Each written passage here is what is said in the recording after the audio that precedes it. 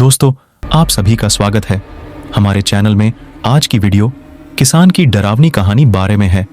तो video start करने से पहले अगर चैनल पे नए हो तो चैनल को सब्सक्राइब करके वीडियो को एक लाइक कर जरूर दीजिएगा।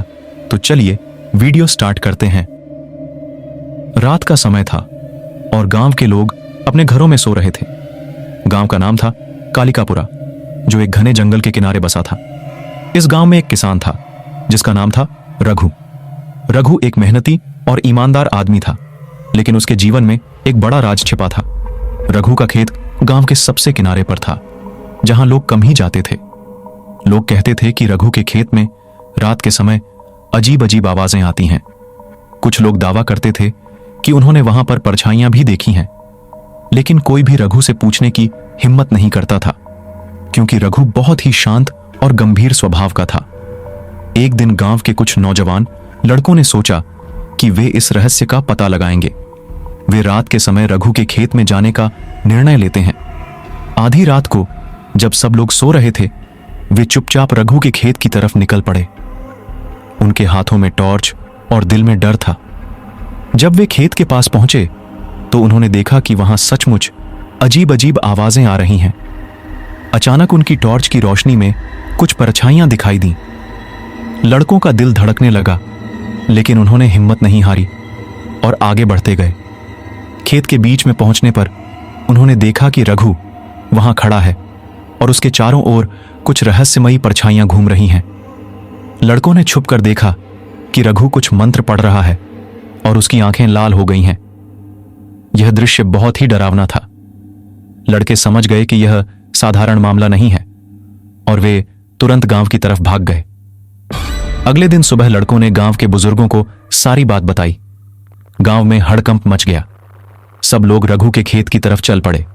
जब वे वहां पहुंचे तो उन्होंने देखा कि रघु खेत में नहीं है।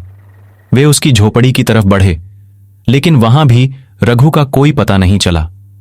गांव के पुजारी ने बताया कि यह संभव है कि रघु काले जादू का प्रयोग कर रहा हो और उसकी वजह से उसकी आत्मा भटक रही हो। पुजारी ने गांव वालों से कहा कि वे सब मिलकर एक विशेष पूजा करें, जिससे रघु की आत्मा को शांति मिल सके। पूजा की रात को पूरे गांव ने मिलकर हवन किया। जैसे ही मंत्रों का उच्चारण हुआ, रघु की आत्मा प्रकट हुई और उसने सबको बताया कि उसने जीवन में कुछ गलत काम किए थे, जिनकी सजा उसे मिल रही है। उसकी आत्मा को तभी शांति मिलेगी जब गांव वाले उसे माफ कर देंगे। गांव के लोगों ने दिल से रघु को माफ कर दिया और उसकी आत्मा को शांति मिली। इसके बाद से रघु का खेत फिर से शांत हो गया और वहां कभी भी अजीब आवाजें नहीं आईं।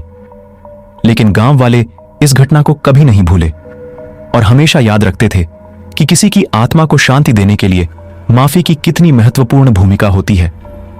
गांव के लोग इस घटना के बाद से पहले से ज्यादा सतर्क हो गए थे।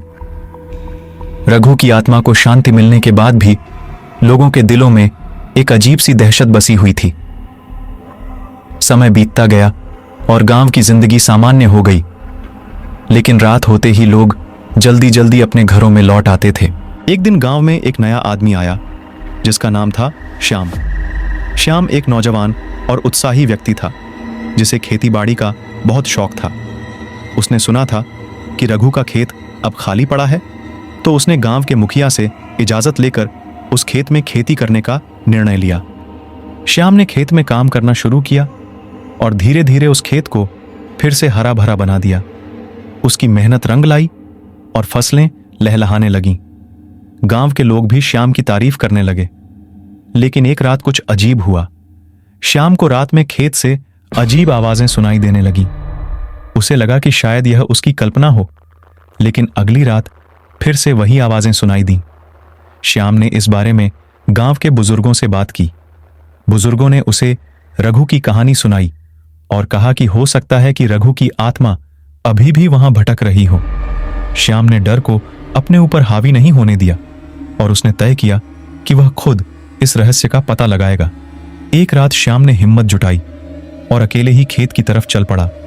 उसके हाथ में एक लैंप था और दिल में ढेर सारा साहस। खेत में पहुंचते ही उसने देखा कि वहां कुछ हलचल हो रही है। उसने ध्यान से देखा तो पाया कि खेत में एक गड्ढा खोदा गया है और उसमें कुछ चमक रहा है। श्याम ने पास जाकर देखा तो उसके होश उड़ गए। गड्ढे में एक पुरानी संदूक थी जो अब आधी खुली हुई थी। उसने हिम्मत करके संदूक को खोला और देखा कि उसमें कुछ पुराने कागज, सोने चांदी के गहने और एक खतरनाक दिखने वाला ताबीज था। कागजों को पढ़ने पर श्याम को पता चला कि ये रघु के ही दस्तावेज थे। श्याम ने ताबीज को उठाया और जैसे ही उसने उसे छुआ, अचानक उसे पीछे से किसी के आने का आभास हुआ। उसने पलट कर देखा तो रघु की आत्मा सामने खड़ी थी। श्याम का दिल जोर जोर से धड़कने लगा, लेकिन उसने अपने डर पर काबू पाया और रघु से पूछा, आपको क्या चाहिए? रघु की आत्मा ने कहा, इस ताबीज में मेरी आत्मा कैद है, इसे नदी में बहा दो ताकि मुझे मुक्ति मिल सके। श्याम ने बिना कोई समय गंवाए ताबीज को उठाया और तेजी से नदी की ओर चल पड़ा। उसने ताबीज को नदी में बहा दिया और जैसे ही ताबीज नदी की धार में बह गया, रघु की आत्मा ने श्याम को धन्यवाद कहा और गायब हो गई। इसके बाद गांव में फिर कभी अजीब आवाजें नहीं सुनी गईं और रघु का खेत हमेशा के लिए शांत हो गया। श्याम की हिम्मत और सूझबूझ की वजह से गांव को रघु की आत्मा से मुक्ति मिली और सभी गांव वाले उसे दिल से धन्यवाद देने लगे। श्याम ने इस घटना के बाद से गांव में बहुत इज्जत पाई और सभी लोग उसकी बहादुरी की कहानियां सुनाने लगे। अब कालिकापुरा में लोग बिना डर के अपनी जिंदगी जीने लगे और रघु का खेत हमेशा हरा भरा रहा। तो दोस्तों, वीडियो यहीं पे एंड होता है। वीडियो पसंद आया हो तो वीडियो को लाइक करके चैनल को सब्सक्राइब कर लीजिएगा। तो चलिए मिलते हैं किसी नई वीडियो, किसी नई टॉपिक के साथ। तब तक के लिए सभी को गुड बाय।